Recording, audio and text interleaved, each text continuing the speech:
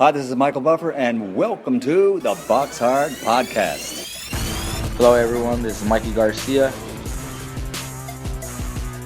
It's the monster from the swamps, Regis Rougarou Prograis. Hey, what's up? This is King Carlos Molina, former IBF world champ. This is Michael, the Bounty Hunter, 2012 Olympian and your people's champ. This is Charlie Edwards, flyweight champion of the world. This is Fast Eddie Chambers, and you're listening to the BoxHard Podcast with my main man, Joey Coastman. Hello everybody and welcome to episode 208 of the BoxHard Podcast. I'm your host Joey Coastman. I'm joined this week by the ever elusive, the infamous, known around the world. It is of course Mr. Ayaz Sumra. Ayaz, how you doing? I'm good, Joe. Yourself? Very good, my friend. Very good. Right, let's waste no time. Let's dive straight into the review part of the show. We're going to start here at the home of boxing in the UK, the York Hall, Bethnal Green, London, United Kingdom. This one took place last Friday. It was the Golden Contract MTK Global Show. A good few fights, to be honest. I'm just going to kind of whiz through these. The Cuban Heron Socceris. That was the guy that chose Ryan Walsh actually when he picked a blue ball out of the bag or whatever. He actually got TKO'd in the 9th round. So a good win there for Ryan Walsh. He looked real good. He broke his man down. Now 25 wins, 2 losses and 2 draws, and he serves up the first loss there to Socceris, who was undefeated himself, 22-0 with 3 draws, now a loss. Socceris was also given a count in the 5th round. Also on the bill, what I thought would be a real good fight between David Oliver Joyce and Lee Wood. I believe Lee Wood was the guy that chose David Oliver Joyce. It was for the WBO European Featherweight title. Joyce was actually down in the 2nd round and also down in the 7th round, but he was TKO'd in the 9th round of a scheduled 10-rounder. A brilliant win there for Lee Wood. He looked a level above David Oliver Joyce. Hard to really tell what's going to happen with Joyce, because the performance just wasn't up to par. It wasn't as expected. I thought that would be a real competitive fight. For me, it was really all Lee Wood, and I don't want to say it's over for him, because it would be way too premature to say that, but I don't know. It was real under-impressive against the Commonwealth champion. You do have to kind of think, what's he gonna do? That's his first loss though, so perhaps a change of scenery, a trainer, I don't know what it is. Something needs to change there. David Oliver Joyce now 11-1. Friend of the show, Jazza Dickens, picked up win number 28. It was for the IBF European Featherweight title. He took on Carlos Ramos. It was a unanimous decision over 10 rounds. Ramos was down in the 4th round. Again, in this tournament, I think you get a £5,000 bonus if you manage to get a knockout. So we've mentioned 2 knockouts there. Of course, Dickens went the distance, and the other fight ended by going the distance as well. Tyrone McCulloch now 14-0, a win against Razak Najib, who's now 11-4. Quite a decent fight, quite close-ish, but Tyrone McCulloch, the rightful winner there. Moving out now to the Doncaster Dome in Yorkshire, United Kingdom. Former 2-time world title challenger, friend of the show, Gavin McDonnell, picked up a routine win, a 7th round TKO against Nathan Kirk, who's now 12-5. That was Gavin's 22nd win. He's got 2 losses and 2 draws. Very good fighter, Gavin McDonnell. 2 losses at the very top level. Moving out now to Denmark, one fight to mention over here. Ashley Fearfane picked up win number 48. It says that's his 48th win. He's got 8 losses and 1 draw, but he's been saying that's his 50th win. So I don't know if there's been a couple of fights unsanctioned that are not on his box record, or if perhaps he just doesn't agree with a couple of decisions that went against him. It's hard to tell. It's a hard question to ask the guy as well. I'd like to ask him. How's that his 50th win? What happened there? Kind of, do you remember when Dillian White got knocked out by Joshua and then he refused to acknowledge it, and he still said he was undefeated in his bio? Anyways, good win there for Ashley Fearfame, friend of the show. He pretty much won every round against Kasim Umar, who's now 29-14 with one draw. The fight was almost up at middleweight, which is kind of crazy. I'm not sure what Ashley Fearfame's doing up there, but good fighter, and he's got the most wins of any active British fighter, so credit to him. Moving out now to the Action Indoor Sports, which is in Bristol in the United Kingdom. One or two fights to mention. Basically, former world champion Lee Haskins, he returned for what was his 40th fight. It was his 36th win. He does carry those 4 losses. He had his man down in the first round, but it ended up going the 6 rounds, and he picked up the win over points. Sergio Gonzalez was the opponent, now 10-19 with 5 draws, but Lee Haskins' own son was also on the bill. He made his debut. Really cool. Bit of history making there. Anton Haskins picked up a win against the very seasoned journeyman Ibra Riaz, who's now 6 wins, 169 losses and 4 draws. He won every round, Anton Haskins, over 4. So nice little shutout win on his debut. He went the distance. It'd be interesting to see what he can do when he steps things up. Moving out now to the PAL Centre in Delaware, USA.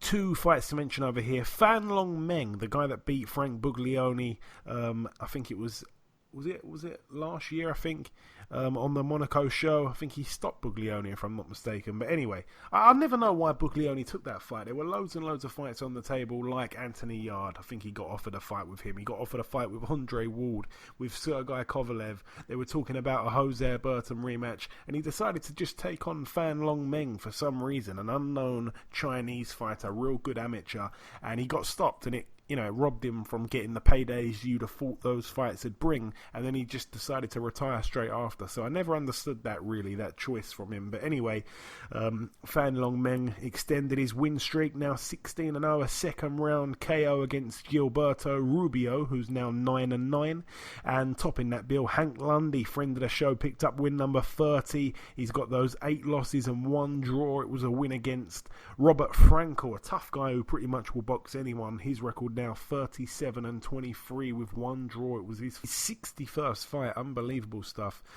Moving out now to the Dort Federal Event Center in Flint, Michigan, USA. It was supposed to be topped by Clarissa Shields and Ivana Habazin. Obviously, a complete disgusting event unfolded. I believe it was at the weigh-in where Habazin's trainer, James Ali Bashir, obviously former kind of second, if you like, to the likes of Vladimir Klitschko. Eddie Chambers as well was trained by him for a while. He was attacked, and long story short, I don't want to start pointing the fingers. I think whoever attacked him has now been arrested and stuff. So basically, the fight couldn't go ahead, and prayers are with James Ali Bashir, because he got released from hospital, and then apparently they found like a further bleeding on his brain, so he's had to go back in now for emergency for an emergency kind of procedure. So prayers are with him, because this is terrible, absolutely terrible. In the end, the co-main event, I believe, ended up being elevated to the main event. Jerome Ennis now 24-0. It was a TKO in the 3rd round against Damian Fernandez, now 12-2. Again, Jerome Ennis, certainly one to watch in the future. I think his nickname is Boots. I don't know why his nickname is Boots. Maybe he wears fancy boots. Maybe he likes to shop in boots. I don't know. Moving out now to New York, USA at the MSG. Let's start with this one, Ayaz, and pretty much finish with this one because it was the main card of the weekend. On the undercard, I will say Nikita Ababi picked up another win. First round knockout there against Isaiah Selden, who's now 13-3 with a draw. Nikita Ababi, I think, has only gone the distance once. All of his knockouts have come in the first and second rounds. Also on the bill, very good amateur Joseph Ward turned pro. He got in there with a guy with a winning record, which we like to see. Marco Delgado, 5-1 was his record. And then Joe Ward actually, I believe, dislocated his knee in the second round. He couldn't continue, so he actually lost by a TKO. Not sure what happened there really. Why wasn't it a no contest? I don't know. It's so confusing, even for people like myself. I like to think that I know a lot more about boxing than the average person on the street, but with situations like this, it's so unclear in my eyes that I've got as much idea as just a random person on the street who's never seen a fight before. But yeah, bad start there for Joseph Ward, 0-1, not his own fault, of course. Also on the bill, Ivan Baranchyk took on Gabriel Bracero, former opponent of Paulie Malignaggi. That was a fight I definitely didn't see going the distance, but the odds on that were very, were very short kind of thing, so no point really putting money on that. But anyway, Ivan Baranchyk won very easily. TKO in the 4th round there for the vacant WBA Intercontinental Super Lightweight title. Baranchyk now 20-1. Bracero 25-4 with 1 draw. I think he's got quite a good story, Bracero. I think a few things have happened with him outside of the ring. Quite an interesting character. Also on the bill, topping the bill, let's just go straight to it. Ayaz, Gennady Golovkin against Sergei Derevyanchenko. Obviously, Derevyanchenko's only loss came to Jacobs in a real close fight. Gennady Golovkin, of course, boxed Jacobs. It was a real close fight. Some people felt like Jacobs did enough. And Jacobs on the cards just about did enough against Derevyanchenko. So he was a guy I would have loved to ask who he felt would win going into the fight. It was, of course, for the vacant IBF and IBO world middleweight titles. Derevyanchenko was down in the very first round, but it proved to be a real tough fight for Golovkin. He showed him something that Golovkin hasn't seen for a long time, and it was a much better fight than some people thought it would be. I did say it had the makings to be a real good fight. I think I said to a few people, it is unbelievably, it is kind of a bit of a super fight, even though Derevyanchenko, you feel, hasn't really done enough to be in a super fight at middleweight at the very top, But I knew it was going to be a tough, competitive fight. We all predicted a Golovkin knockout nonetheless, and of course that didn't happen. But talk me through the fight anyway, Ayaz, because I keep rumbling on for no reason, talking nonsense. So save me. I mean, it was a good fight. I mean, a lot of judges thought that Derevyanchenko won the fight, in my opinion, for his Golovkin fight. I mean, Golovkin, they did say that before coming into the fight, he wasn't well. He had a bit of a flu, I think. Because I was reading a couple of stories about him. They said that, that Golovkin wasn't right. He was not 100% right in this camp. Obviously, Golovkin, how old is he now? 37 years old, is that correct? Yeah, 37 now. 37 years old, and he's a 2-time middleweight champion. Wow, he's done very good. I mean, in this fight, obviously, he performed okay, but not at the greatest standard. Obviously, knocking down Derevyanchenko, but obviously the reason was because of the flu that he's had. Now, moving forward, obviously, I was reading something as well before that. Kell Brooks said that the reason Golovkin is fading away now is because he put the dent on Golovkin of that fight, which is utterly nonsense. But I mean, like I say, good performance with Golovkin. I really don't want to see that I don't want to see that fight with Canelo third one, because I think after looking at that performance and his age, I think Canelo beats him. The fight I want to see him fight next is I want to see him fight either Andrade or Billy Joe Saunders. Yeah, I agree with that. I don't really see the point in a third Canelo fight. I mean, other than, of course, a big payday for Golovkin, I'm not quite sure what it does. I mean, even if Golovkin were to actually win, then it'd be one apiece and a draw. So they'd need to do a fourth one, So no one really wants to keep seeing these fights. The first fight, again, I felt like Golovkin won clearly. He got a draw. And I said it straight away after the fight. I said, in the rematch, if it happens, he's not going to look as good. He's getting older and Canelo's getting better all the time, it seemed. And that is exactly what happened. I actually thought the second fight was a draw. And I think that's how I had it. I had it a draw, I believe. And, of course, they gave it to Canelo. So a third fight, not really interested in seeing that at all. But anyway, back to the fight itself, what we have here. The first round, I mean, it was a bit of a sloppy knockdown. Derevyanchenko said the punch hit him behind the head. I think he was a tad off balance as well. Obviously, the punch did land. Until the knockdown, nothing really was landed effectively by either guy, but of course a 10-8 round there for Golovkin. The second round I felt was a very tactical round, very much nip and tuck, but Golovkin did land two beautiful left hooks, especially in that round, and he opened up the right eye of Derevyanchenko also, so it just seemed to be a brilliant start for Triple G, winning both the first rounds, having a cut on his opponent's face, and of course scoring a knockdown. The third round, that cut seemed to actually give Derevianchenko a spring in his step. You know, he came out, he boxed excellently.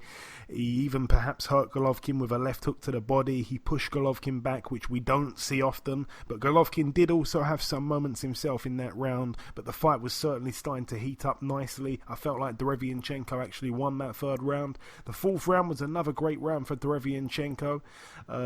You know, he was again able to push Golovkin back for big moments in that fight. Golovkin's poker face, as we know, is one of the very best. Even when he's under pressure, he was able to just keep himself real calm. He showed the variation in his own shots as well. You know, the cut was worsening for Derevianchenko. I felt a bit bad. I was hoping that we don't see a cut jeopardize what was turning out to be, at that point, even that early, a real good and competitive fight. The fifth round, another real tactical round. I felt like Golovkin probably did the better work, but Derevianchenko landed another peach of a left hook to the body of Golovkin, and he winced and he backed up immediately, Golovkin, so it was a bit alarming there. I did feel like Triple G won the round though. Round 6, definitely a Derevianchenko round. He was pushing Golovkin back again. He was turning Golovkin. He was getting his attacks off.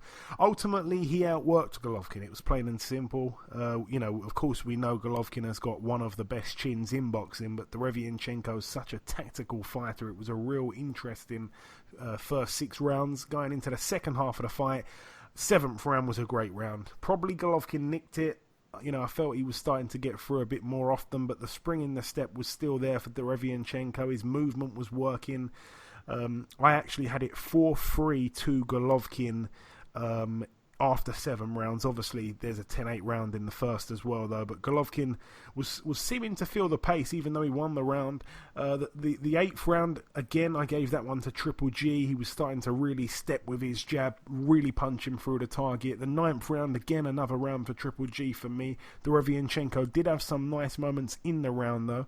10th round, great moments from Derevianchenko at the start of the round. Golovkin didn't even throw a punch for 30 seconds or more. It was all Derevianchenko. He made a brilliant start. Definitely he won the round, even though he did take some bombs just as the bell went from Golovkin right at the last couple seconds of that 10th round. The 11th round, another real close round. Both men had moments. I felt like Golovkin might have just about nicked it. Really, really could have gone either way, though, that 11th round. And the 12th round, I felt, was a very close round again.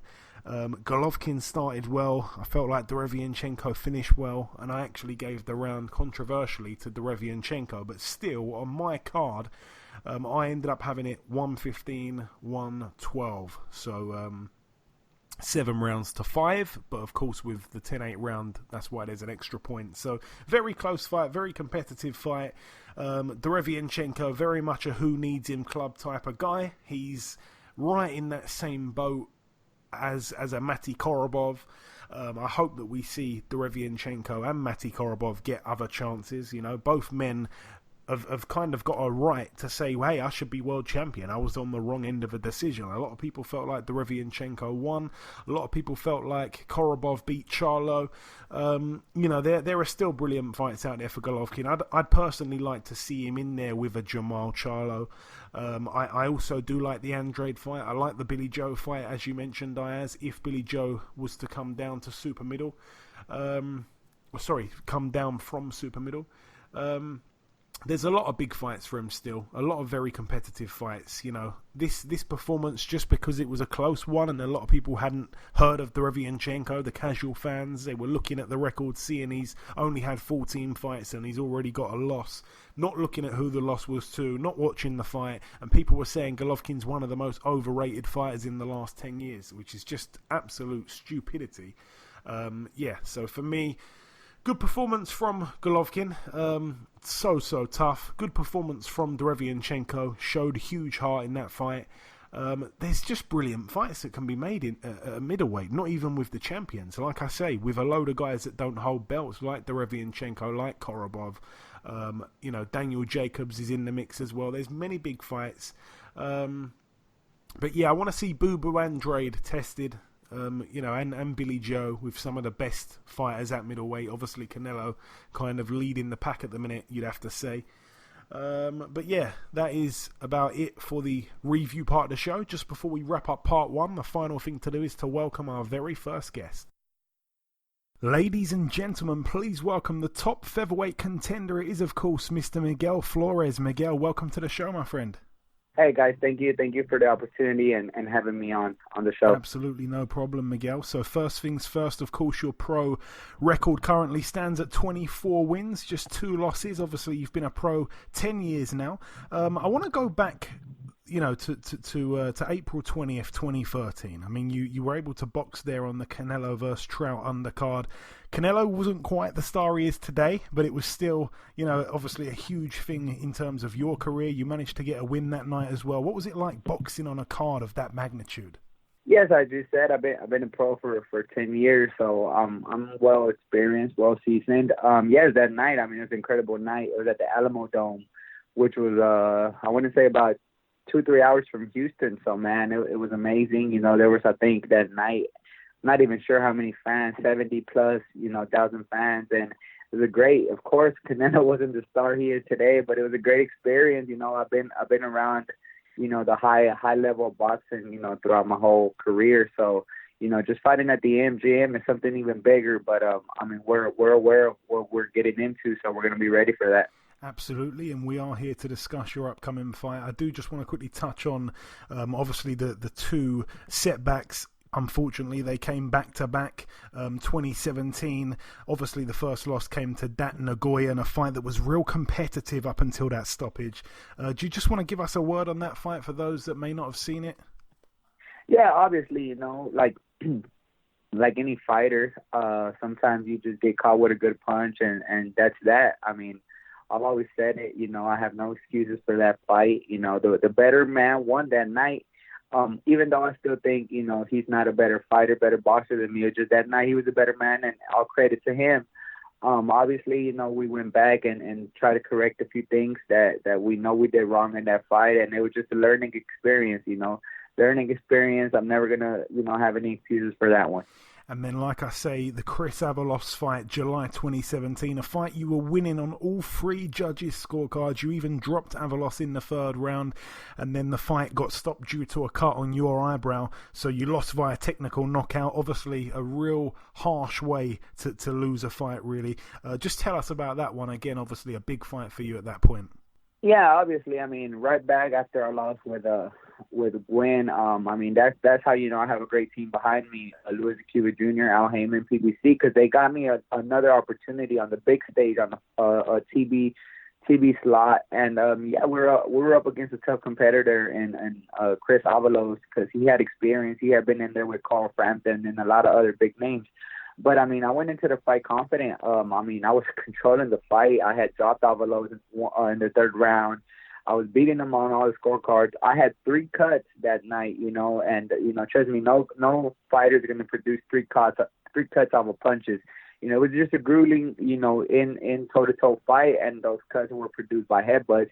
I recall the ref even saying, headbutt. So, when they stopped the fight, we really didn't even, fuss about it, because we're like, okay, we were winning. We were sure we were winning on all the scorecards. And, from one point to another, the ref says it was a punch. So, it was a big chaos. Even the commentators for Fox, they were like, wow, this is unseen. How are you going to call a headbutt and then say it was ruled off a punch?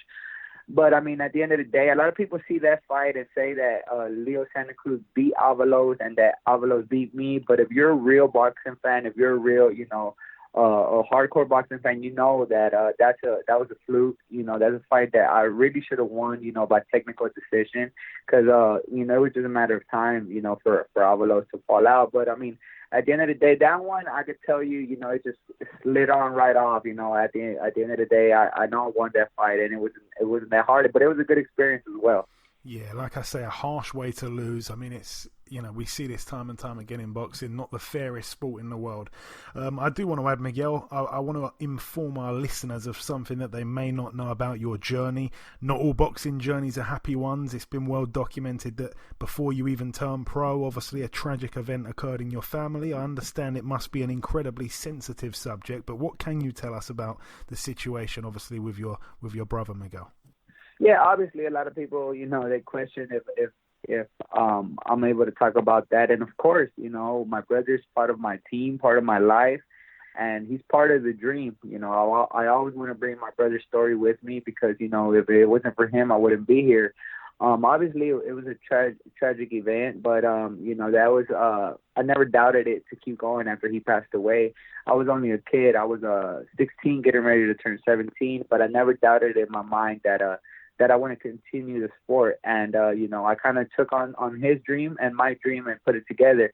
And obviously, like any fighter, man, there's mornings that I'm tired, that I don't want to wake up at 5 a.m. to go run.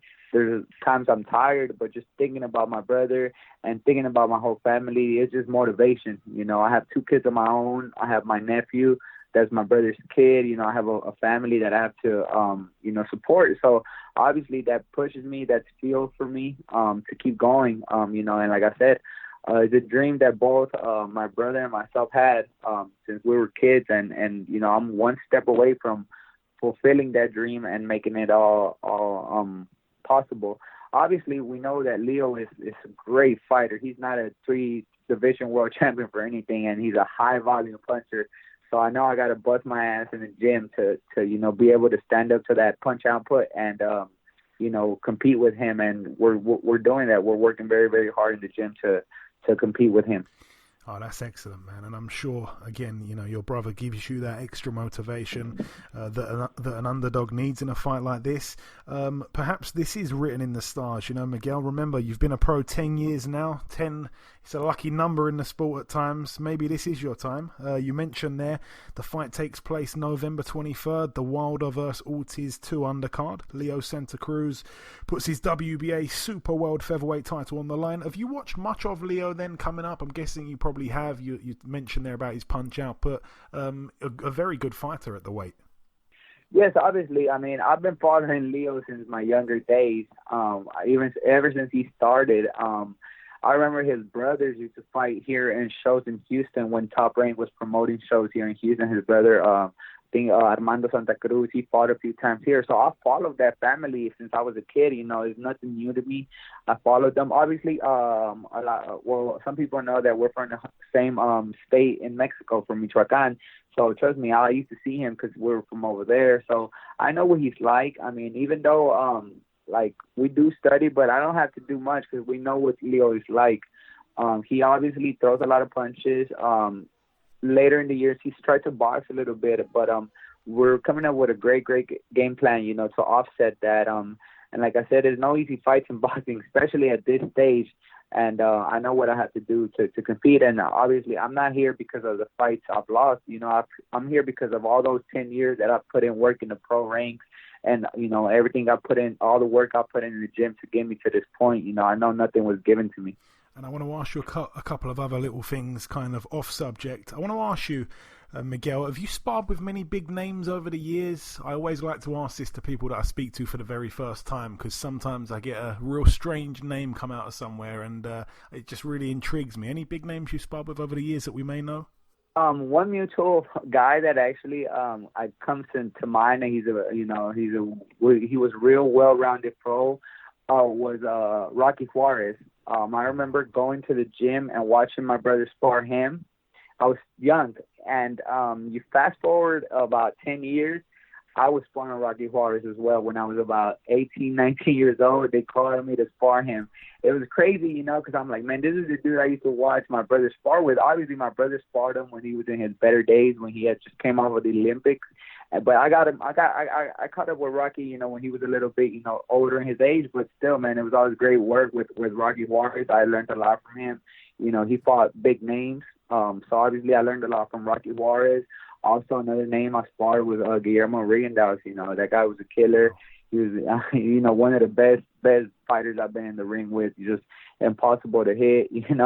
Another name, he's up there right now. He's getting ready to fight for a world title himself. Shakur Stevenson, that kid's also something special, a great fighter. And, definitely those guys are part of the process. A lot of times you have to take a ass whooping to learn, but it's worth it, coming from those guys because you learn a lot. Absolutely. Some brilliant names there. There's obviously a fight happening in the featherweight division this weekend over here in the UK. Josh Warrington defends his title. Have you managed to see much of him? I'm guessing that, if you were to pull off a big win, become champion, he's a guy you'd probably be looking at. Yes, definitely, man. Josh Warrington, I mean, that's the perfect example of the underdog just overachieving anything, it's possible, because when he was getting ready to fight, I believe it was Lee Selby. I think it was Lee Selby, and then he fought Carl Frampton.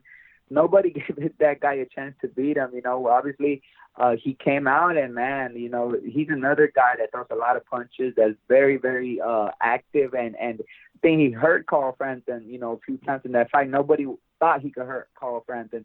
So, man, that just shows you that the underdogs are always coming to win. We're always coming to win and give surprises. And, of course, he's a guy that I'm always looking at. And possible opponents, I mean, anybody around the featherweight, super featherweight division, they're always in the radar.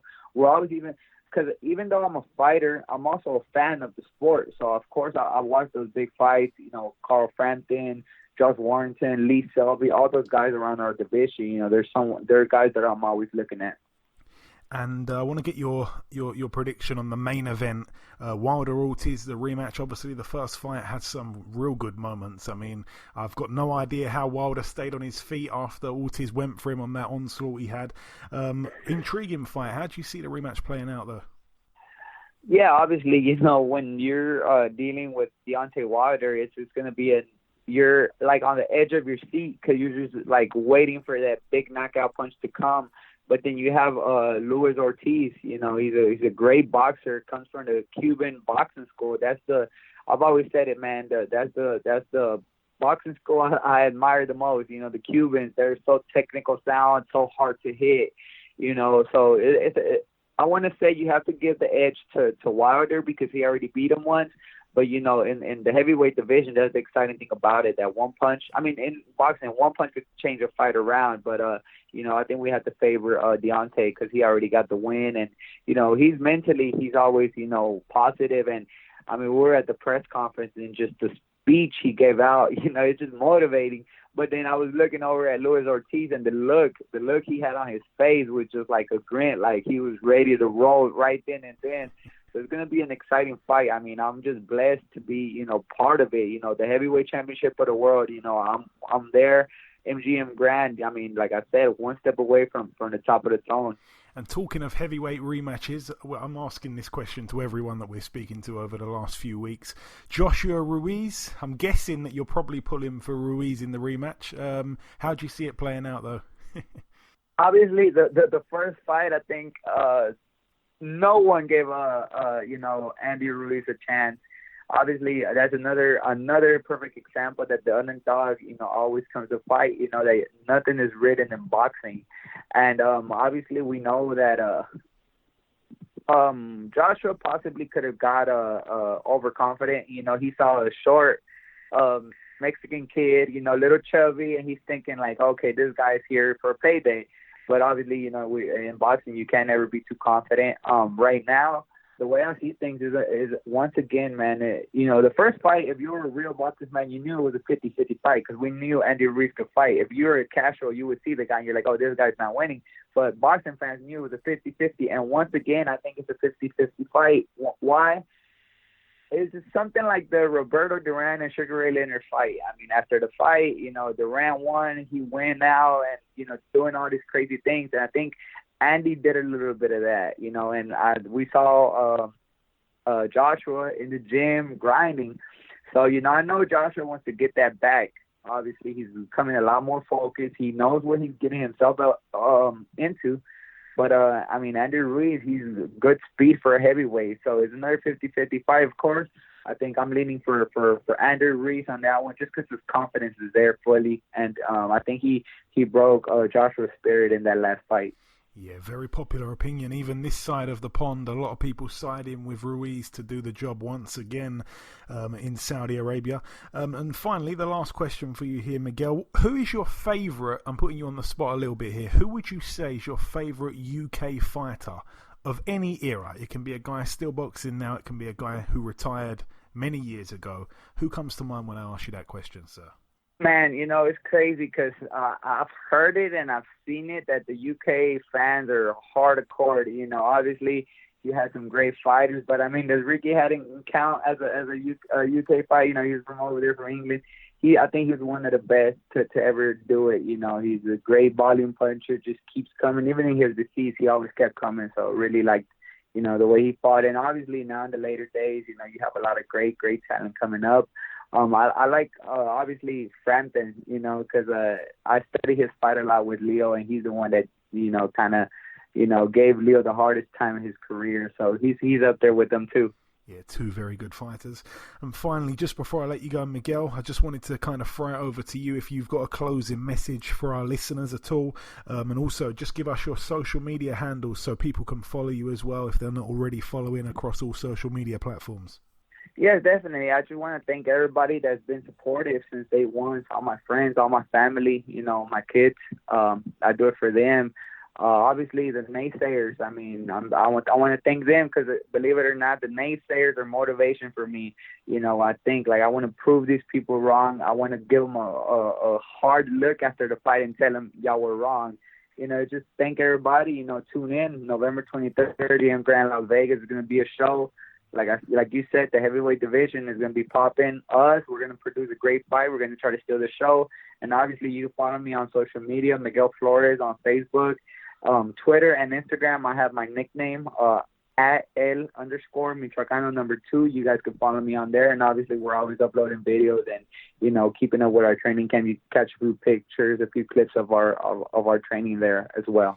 Excellent. Very well said, Miguel. Listen, it has been absolutely fantastic chatting with you this week. I wish you the very best of luck for November 23rd in Las Vegas, and hopefully the next time we speak, I'll be speaking to the new WBA Super Featherweight World Champion. Definitely. Thank you guys for the opportunity to showcase me. Thank you. Okay, now it's time for part 2 on this week's show. Ayaz, take it away. What news you got? Yes, the first news is that the KSI vs Paul Logan fight will be shown on Sky Sports box office for $9.95. Logan Paul. Yeah, I mean, that goes to show how much interest myself and Ayaz have in that fight. I don't know if it's good for boxing or bad. I can see both points. I know it's going to bring a new audience, and quite frankly, I don't know about what other people do, but when I'm paying for a pay-per-view and when, friends of mine are paying for a pay-per-view, because they're paying for it, I don't know if I'm going to sound cheap here, but because we're shelling out for these fights, we want to see the whole card. When I pay for a pay-per-view, I make sure that I'm watching the very first fight on the telecast because I want value for money. I don't just want to tune into the main event. Obviously, I'm a boxing fan, and the customers that they're trying to get to pay for this thing are not going to be boxing fans. They're going to be YouTube fans and stuff. So, will they be tuning in?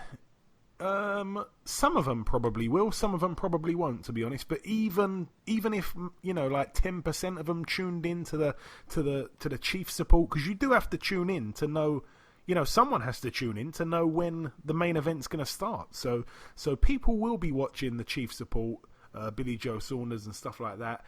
So even if he does gain a few thousand fans, then I suppose it is a positive move for boxing and for him. And obviously there's a few names on the undercard. They're all going to be in, look good kind of fights. But it's definitely not worth £10 for me.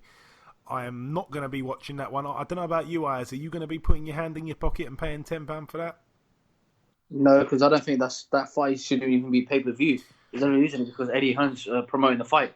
Yeah, I mean, again, they would have probably done some kind of pay-per-view thing on YouTube. But yeah, definitely not worth the money.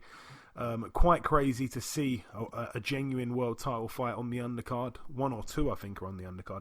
But yeah, we got to talk about the news. I'm not going to be watching it. I'm not even interested in it. I was invited to go to the press conference earlier this week, and I've got absolutely no interest at all. So I didn't even bother going. And it just goes to kind of show. I just want to say this. I know that, if you're big enough like at IFL TV, you've got to go to all these media things, but just goes to show some of the media that turned up to it, all those media people like to bash it on social media. They'll be like, oh, it's a complete joke. KSI, Logan Paul, 2 YouTubers. And then they'll turn up to the press conference with their camera dying for an interview with one of those guys to get some views. It's just, it tells you a lot about people like that. But we don't care about the views. We care about the fighters and of course the listeners. We don't care if we're making podcasts for an audience of 10 people or 10,000 people. We're not all about views. Many of the podcasts we've done over the years have been absolutely terrible views, to be honest. And if I only cared about views, we'd probably stop the podcast a long time ago. It's all about love. It's all about good relationships with the fighters and, of course, our listeners. We like to be as interactive as possible. Rant over though. Let people do what they want to do. But yeah, I think the fight's a crazy fight, and therefore I'm not interested in going to the press conference or the fight or anything. Yes, the next news is that Derek Chisora will face David Price on October 26th.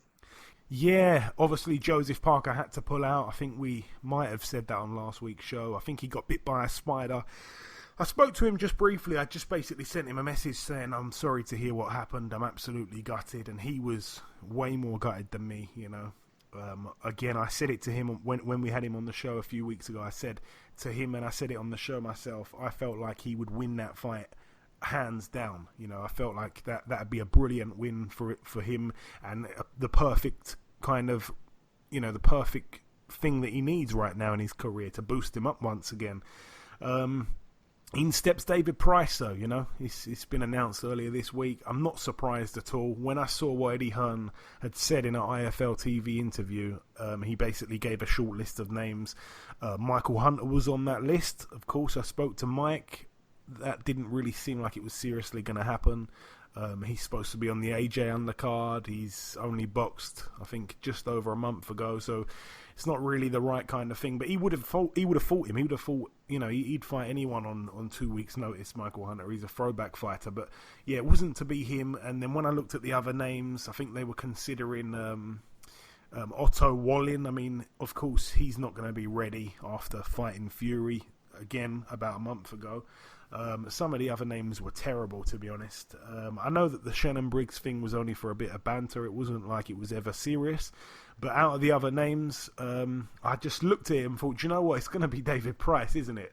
And this is a fight that I have said about 5 years ago would be a good fight at the time. That was before Price got knocked out many, many times. So I always thought that would be a good fight. But at this stage in their careers, David Price, even though he's coming off that win over Dave Allen is nowhere near the level of Derek Chisora. Derek Chisora, in my opinion, will overwhelm David Price and end up stopping him. I think he's actually got one of the worst styles for David Price. I can't see David Price sticking Chisora behind the jab and popping out the right hand here and there. Chisora's a tough guy. I can't see Price knocking him out. And if I've really got to say it, the way to beat Chisora is to box and move. He's got terrible feet, in my opinion, and the way to beat him is to box rings around him. And David Price just isn't that mobile on his feet. He's a big guy, but I can just see Chisora getting on the inside, getting on his chest, overwhelming him and stopping him. But I hope I'm wrong, because I'd like Pricey to do it. I do like Price. Hopefully it's a good fight, but for me, it's not one I'm excited for at all. The WBC president has declared that Julio Cesar Martinez will face Christopher Rosales for the WBC flyweight title after Charlie Edwards vacated it. Yeah, obviously Charlie Edwards vacated to move back up to super flyweight, a weight he was at before. Just to clear up, if anyone didn't know this already, when Charlie Edwards turned pro, he turned pro at flyweight. He's absolutely huge for the weight. He decided to move up to super flyweight because I think making flyweight was quite a task. Moved up to super flyweight, actually, started looking real good. He started knocking people out. He looked stronger and fitter, more healthy.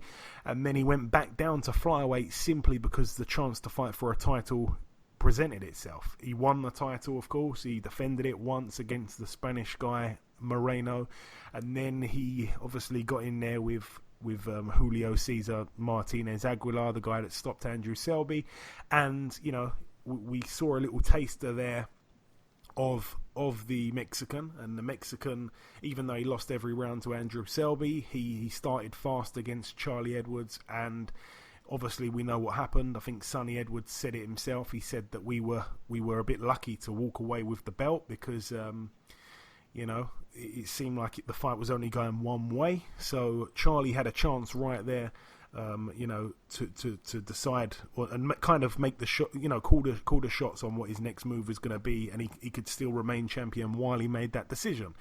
So, Charlie did say, because remember, people are going to forget this in a few years' time, but right after the fight, it was announced that Charlie had lost. And Charlie said, do you know what, I'm going to be honest, I struggled to make the weight this time round. I think my future's at super flyweight. And then, of course, when they reversed the decision and said it was a no contest, he's still champion. So he's thinking, oh God, I don't want to let people know that I'm struggling if I'm going to have to fight again and stuff like that. And then, of course, when he got to sit down and, talk to his team and decide on what was best for him, the best thing to do was to move up to super flyweight. And a lot of people are out there bashing him, saying, oh, he's scared to fight him, oh, blah, blah, blah. Trust me. He loves a challenge. He's obsessed with challenges, this guy. And just the fact that people said, he was going to knock you out anyway, you got lucky, yeah, blah, blah, blah, that would have wound him up. That would have made him want the rematch more than anything. Believe me, I know the guy.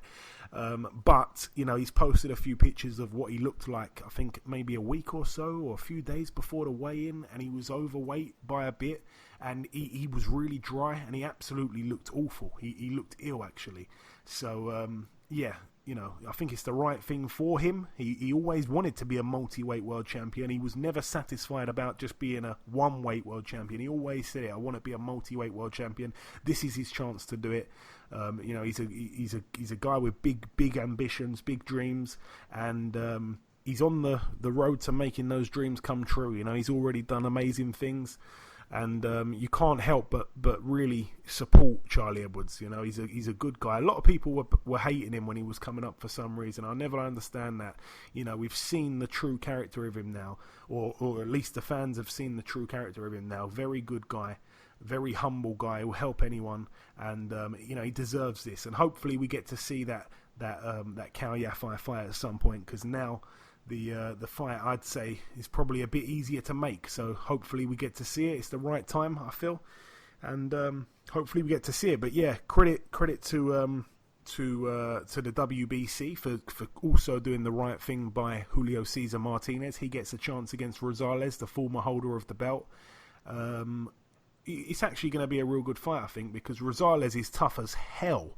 And, he's a big guy, whereas the other guy, Martinez, small guy but tough as well. So that's actually going to be a barn burner, I'd say, that fight there. Should be interesting. May the best man win, and he'll be the new WBC flyweight world champion. Yep, and that's it for the news. Okay, thank you very much, Ayaz. Right, moving over now to the preview part of the show. We're going to start here at the Palatrento in Trentino Alto Adige in Italy. Two fights to mention. Just the one, actually. Fabio Turchi, that is, of course, the Italian cruiserweight. I think he beat Tony Conquest. He's 17-0. He takes on Tommy McCarthy, 15-2. That is for Turchi's WBC International Cruiserweight title. That's a 12-rounder there. That, of course, is a Match from Italy show. Also on Friday night, tomorrow, at the Ulster Hall in Belfast, Northern Ireland. A brilliant fight here, actually. I really like this one at flyweight. It's for the vacant IBF Intercontinental Flyweight title. Jay Harris, the Welshman, 16-0. He takes on Paddy Barnes, the bronze medalist, 6-2. We've actually gone to the predictions on that, Ayaz, so I'm going to ask you in just a sec. Jay Harris and Paddy Barnes. But on the undercard, Terry Flanagan gets out, 34-2. He's in an 8-rounder against Michael Ansa, who's 17-9 with 2 draws. Terry Flanagan, I want to see back at a higher level. I'm not quite sure how he's really motivated for these kind of fights here, to be honest. But Ayaz, Jay Harris against Paddy Barnes. Talk to me. I don't really know much about Jay Harris, but I know about Paddy Barnes. I think if I'm going to go win, I'm going to go with Paddy Barnes to win by points. Paddy Barnes on points. The listeners have gone with Paddy Barnes on points as well, 43%, and in second place, Harris by knockout, 22%. We had 147 votes on that one. I'm actually going to go with Jay Harris to win. Oh gosh, Jay Harris definitely to win. I think he wins that one quite clear, in my honest opinion. But I would say he will win by points. I think he probably wins on points there, Jay Harris. Great fight, though. Definitely can't miss that one. I think it's on IFL TV, if I'm not mistaken. Also on the Friday night, in the Connecticut Convention Center in USA, 2 fights to mention on this bill. Former world champion Chad Dawson, fight number 41. It's for the vacant WBC United States light heavyweight title. He takes on Denis Grachev, who's now 19-8 with 1 draw. Chad Dawson, like I say, 35-5. And also friend of the show on the undercard, Cassius Chaney, 17-0. He's looking to be. He's currently 16-0. It's an 8-rounder against Santander Silgado, who's 28-7. And moving over to the final 2 bills, this one happens at the First Direct Arena in Leeds, Yorkshire, United Kingdom. On the undercard, we shall mention Mark Heffron, 23-1. He takes on Rui Pavanito, who's 10-9 with 1 draw. That's a 6-rounder there. If I'm not mistaken, Pavanito's the guy that boxed Martin Murray and Craig Richards, and he's a tough guy. That's a tough opponent, I'm telling you there. Also on the bill, Troy Williamson, 11-0 with 1 draw, fights for the vacant WBO Intercontinental Super Welterweight title against Navid Mansouri, who's 20-2 with 2 draws. Lyndon Arthur fights for the vacant Commonwealth title, 15-0 against Emmanuel Anim, who's 14-2 with 1 draw. And a brilliant fight on the undercard. This one for me, I'm really loving this. Zelfa Barrett, 22-1. He fights for the Commonwealth Super Featherweight title against Jordan McCory, 18-6 with 1 draw. Jordan McCory, huge set of nuts on him. He's been in there with the likes of Archie Sharp and Sam Bowen. Again, a lot of people would say it's out of those two to kind of decide who the best super featherweight in Britain is, but there's other people, especially if they live in Manchester, that would say Zelfa Barrett's the number 1. So it'd be interesting to see what Jordan McCory says after, he has the fight with Zelfa Barrett, because those 3 are probably the top 3 in Britain for super featherweights. And the main event, Josh Warrington, 29-0. He defends his IBF World Featherweight title against Sofian Takouch, 35-3 with 1 draw. Obviously, it's a bit of a step down, really, for Josh Warrington. He's coming off of some brilliant fights. He's been fighting big name fighters in Britain, and he gets my respect for that. The fight against Lee Selby, right after that, the fight against Carl Frampton, right after that, the fight against Kid Galahad. You've got to really throw him some kudos there. But Takouch is a guy, he's 33 years of age, from France, and some of these French guys are a little bit padded, I've got to be honest. You look down his resume. I'm trying to do it right now, actually, because a lot of people, you guys know if you listen every week, I don't usually need to check BoxRec, but for people like this, I actually do. And to be honest, the 3 losses that he's got, 2 of the guys I've never heard of, and one of them was Guillaume Frenois. That was the guy that boxed Tevin Farmer and John O'Carroll. He lost quite a close-ish fight, I suppose, with Frenois. That was back in 2009, so 10 years ago. So yeah, Takouch, I don't think's gonna put up any kind of threat really to Josh Warrington. But I'll tell you one thing, Takouch has never been stopped, but our listeners, they've gone with Warrington by knockout. 54% going with that, 42% going with Warrington on points, only 4% going with Takouch to win, hands down. So not many people giving Takouch a shot on this one, but everyone's going big for the Warrington knockout, even though Takouch has never been stopped. For me, I think that Warrington wins on points. How do you see it, Ayaz? Personally, in my opinion, I'm going to go Warrington to win on points. I don't think Warrington has that knockout power. We can see by his resume and how many knockouts he's had. So if I'm going to go with winner, I'm going to go with Josh Warrington to win on points. Josh Warrington to win on points, so we agree there. And also, I forgot to ask you, on the undercard, like I say, Zelfa Barrett and Jordan McCory, Ayaz. The listeners going with Barrett on points. I probably have to agree with that, to be honest with you. How do you see it? Yep, I have to agree with you as well. Zelfa Barrett to win on points. Great minds think alike, they say. All 3 of us agreeing with that. I say all 3 of us. It's myself and you, Ayaz, and then a bunch of listeners. So there's quite a few of us that are going there with Zelfa Barrett on points. And the final bill to mention, it happens at the Wintrust Arena in Chicago, Illinois, USA. We have on the undercard Anthony Sims Jr., 19-0. He's in a 10-rounder against Morgan Fitch, 19-3 with 1 draw. TJ Doheny, the former world champion, 21-1. 6-1. He's in an 8-rounder against Jesus Martinez, 26-9. We have Jessica McCaskill, 7-2. She takes on Erica Farias, who's 26-3. That one's for the WBA and WBC World Female Super Lightweight titles.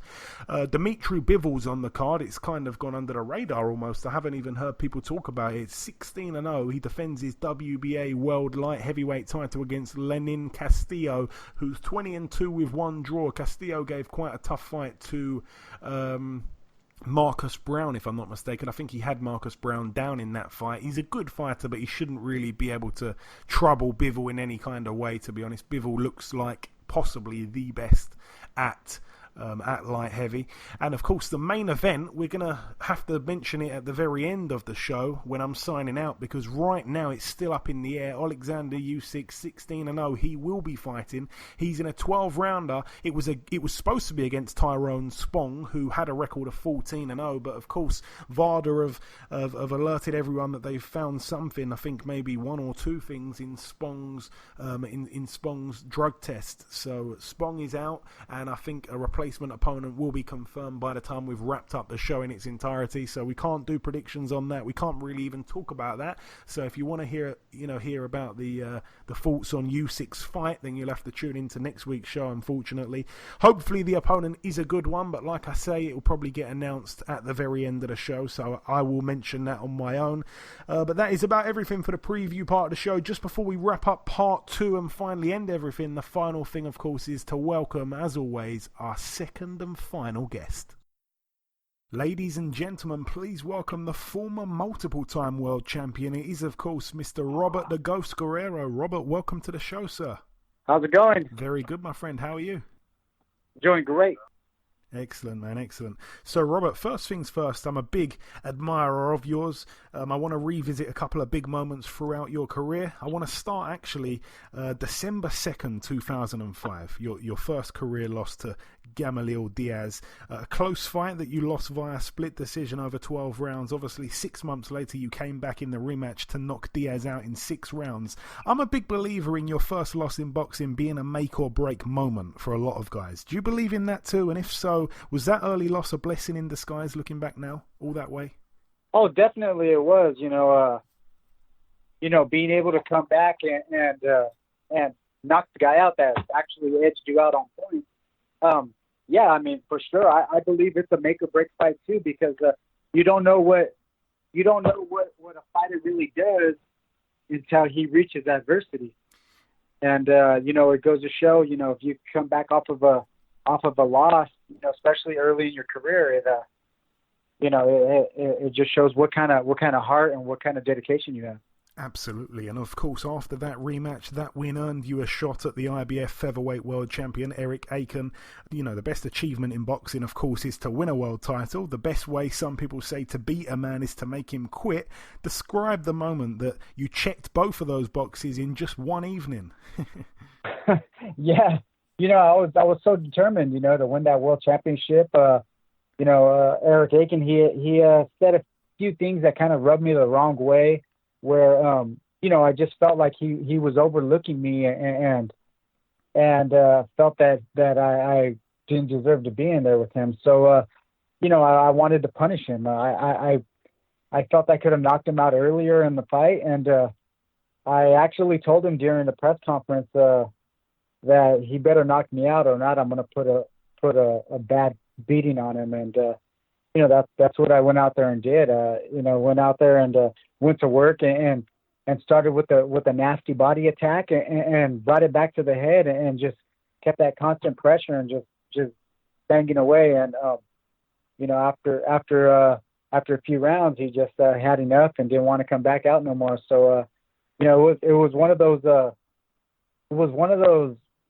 those fights where you achieve the ultimate goal you're going for, and then also not just that, you did it in a amazing fashion where you left the guy with no moss no more.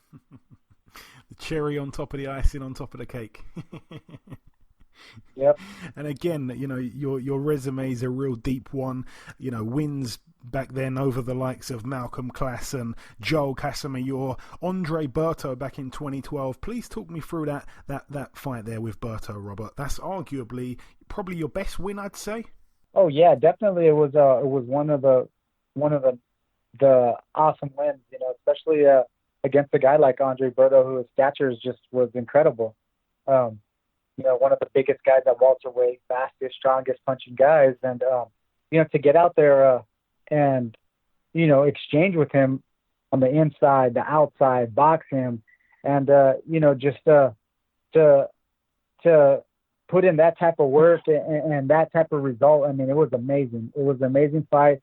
I think he really underestimated me also too, is because of I started my professional career at 122 pounds and worked all the way to welterweight. And getting into the welterweight division, I came off of a 2-year layoff with a shoulder surgery on a rotator cuff on my left side, and jumped the 2 weight classes from 135 straight to 47. And it was a big gamble and a big decision.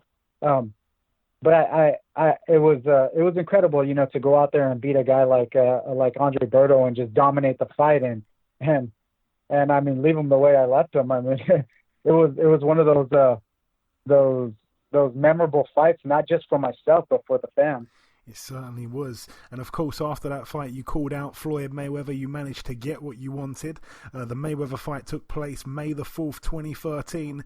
I remember that night very well, actually. One of my most clearest memories in all of Mayweather's fights.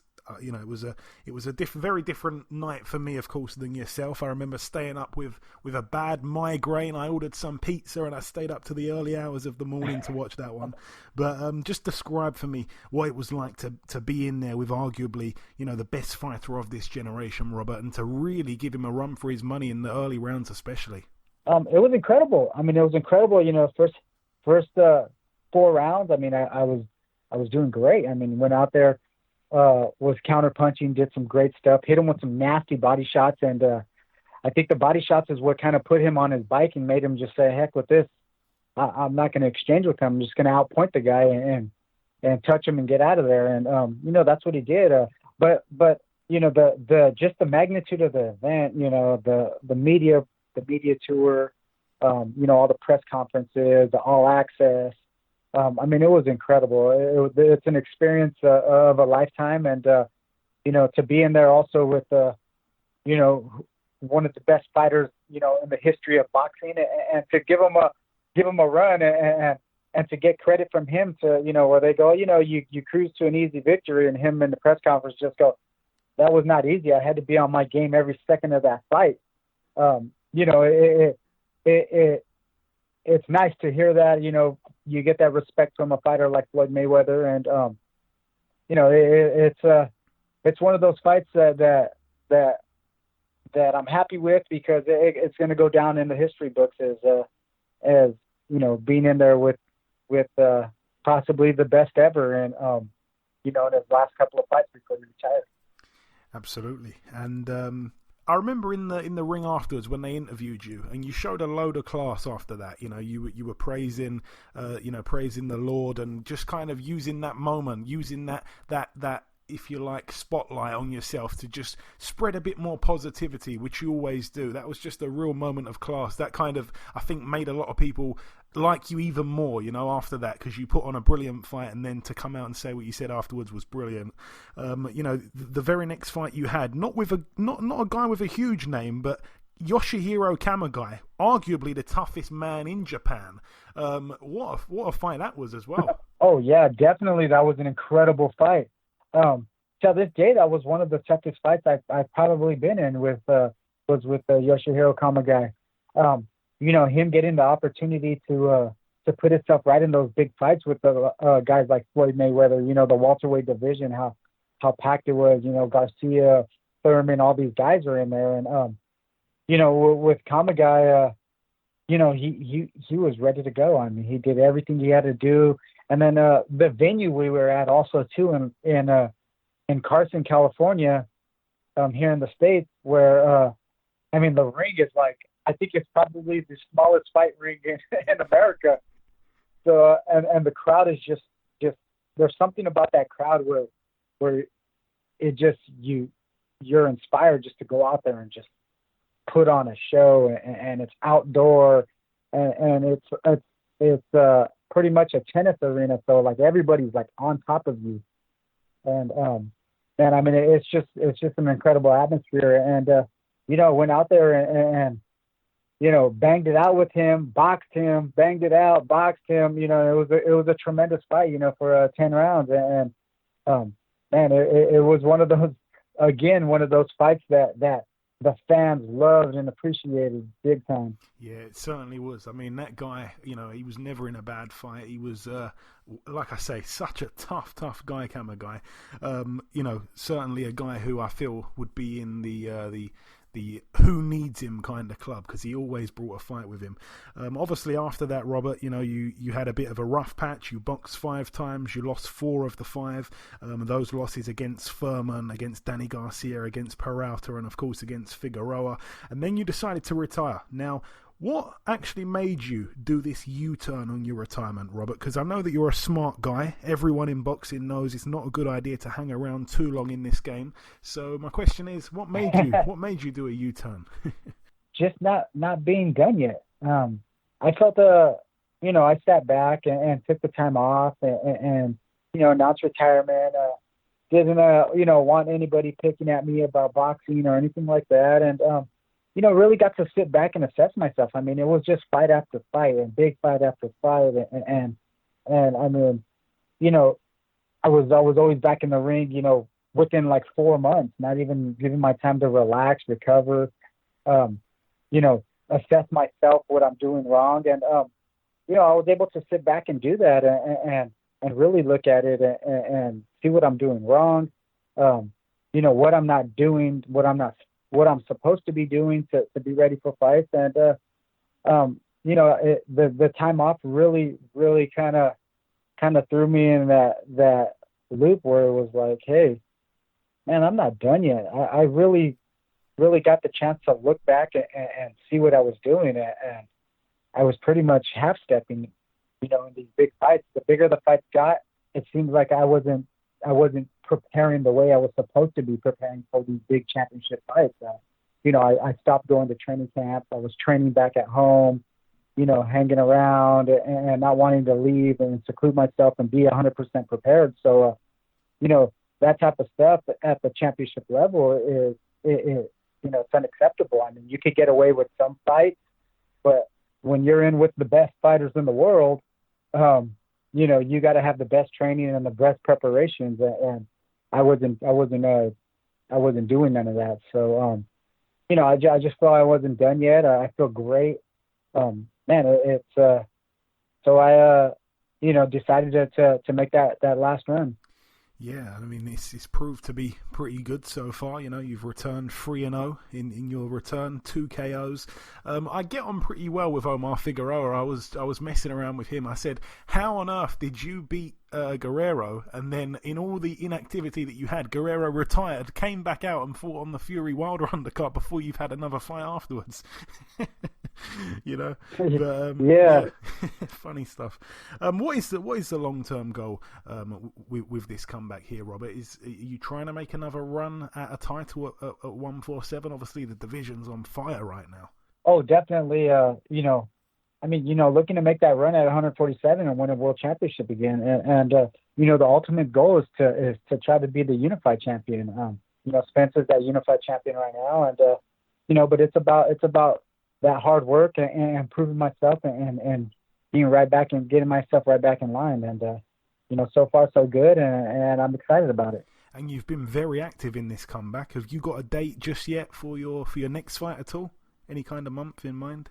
No, I'm going to take, Christmas off and spend it with the family. And, that's what I wasn't doing before was I was jumping right back into fights within, 4 months. And I gave my time to recover and assess myself and work on what I need to work on. So, now we're spreading it out a little bit more. And, the older you get, you got to take care of yourself a lot more also. So, that's what we're probably looking towards, maybe like March.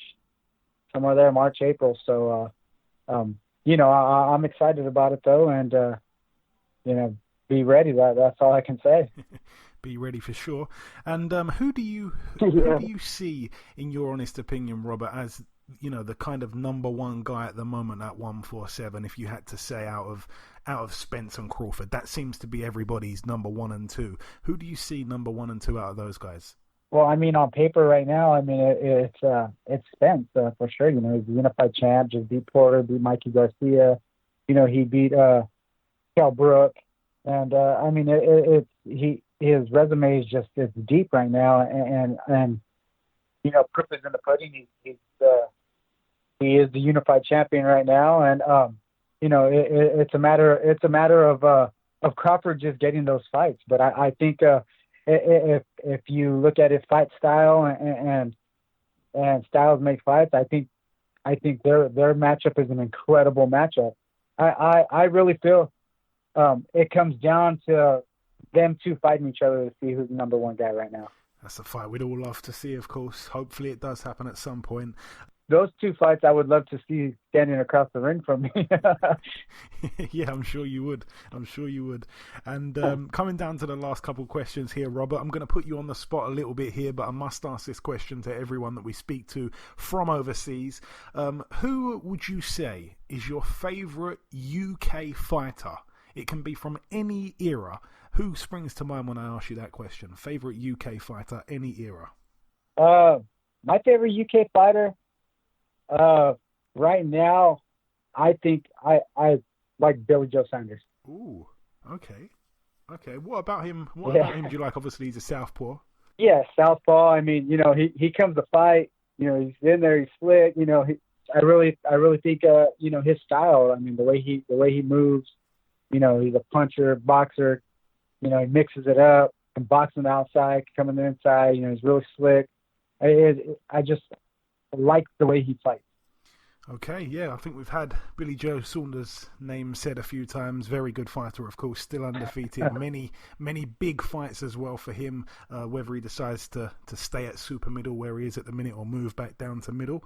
I do just want to say, though, Robert, that personally, I mean, I think you're a real credit to the sport of boxing, not just as a fighter who gives it his all every single time he gets in the ring, but also as a man.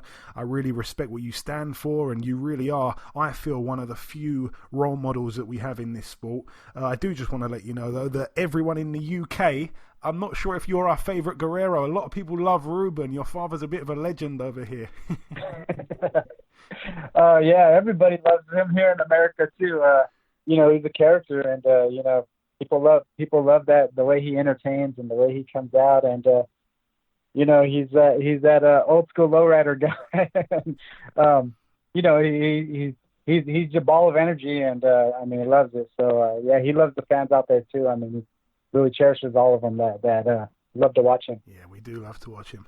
And finally, Robert, just before I let you go, my friend, have you got any closing words to your UK supporters? I'm sure over the years you've probably had a whole heap of love from guys over here in the UK. We really do respect true boxers, like I say, real role models. You are one of those. What's your message to your supporters from this side of the pond, my friend?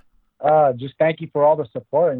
Truly been a blessing on my career. And every time I see people from the UK, I mean, they embrace me with open arms. And it's like you said. I mean, they really embrace and they love the sport of boxing. And it's amazing. It's amazing. And hopefully by the end of my career, I can get out there and fight for the fans out there one of these days, either with a Kell Brook or even Amir Khan. I mean, it'll be incredible. We would absolutely love that, I'm telling you now. Listen, Robert, it has been a real delight sharing some time with you today. Best of luck with the future. We can't wait to see you out once again next year. Enjoy Christmas, enjoy the little bit of time off, and I'm sure that we'll talk again real soon, my friend. God bless. Hey, God bless you. Thank all the fans also, too, out there in the UK, and keep watching because Guerrero's back. Okay, and this wraps up episode 208 of the BoxHard Podcast. I've been your host, Joey Coastman. Ayaz Sumra has been Ayaz Sumra. A massive thank you to our two guests on this week's show, the top featherweight contender Miguel Flores and, of course, the former two-weight world champion Robert Guerrero. The predictions are back this weekend. Best of luck with that. Again, the news, Usyk's replacement opponent has been announced. It will be the 38-year-old Chaz Witherspoon. Chaz's last fight of note was when he actually got knocked out by Seth Mitchell 7 years ago in 3 rounds. It's a terrible replacement, but there wasn't much time really to get a fight done. Usyk's heavyweight debut was supposed to be a few months back, but of course he got injured in the lead up to the Takam fight. Then we had to wait for this fight, and with Spong failing a test, Usyk simply couldn't afford to put it off any longer. I've got a feeling Usyk might carry Witherspoon a few rounds just to simply get the rounds in at heavyweight, or of course he may just end up knocking Witherspoon out in a round or two. In other news, Jose Ramirez, the WBC and WBO unified super lightweight world champion, has decided to auction off his fight worn attire from his fight of the year candidate against Maurice Hooker. Ramirez was able to raise $10,000 and he donated it to the family of Maxim Dadashev, a warrior of course that boxing lost earlier this year in the ring. Obviously a real kind gesture there from Ramirez. It's not the first time he's done something like that. A very charitable guy, a champion outside of the ring as well as in it. Friend of the show, Blair Cobbs, will fight on the Canelo versus Kovalev undercard on November 2nd. He'll be boxing Carlos Ortiz for the vacant NABF title, so I'm really pleased for him. And of course, finally on that KSI Logan Paul undercard, Billy Joe Saunders will defend his WBO super middleweight world title against Marcelo Esteban Cosares, a guy with a record of 28-0 with 1 draw. Cosares is from Argentina. He's also a middleweight. He hasn't even boxed at super middleweight, so I've got no idea how he's even getting the shot, but it is what it is. That's about everything though. Remember to tell a friend to tell a friend to tell a friend. Please leave us a review on iTunes if you haven't already. Thank you all for listening to this week's podcast, and we shall see you all again next week.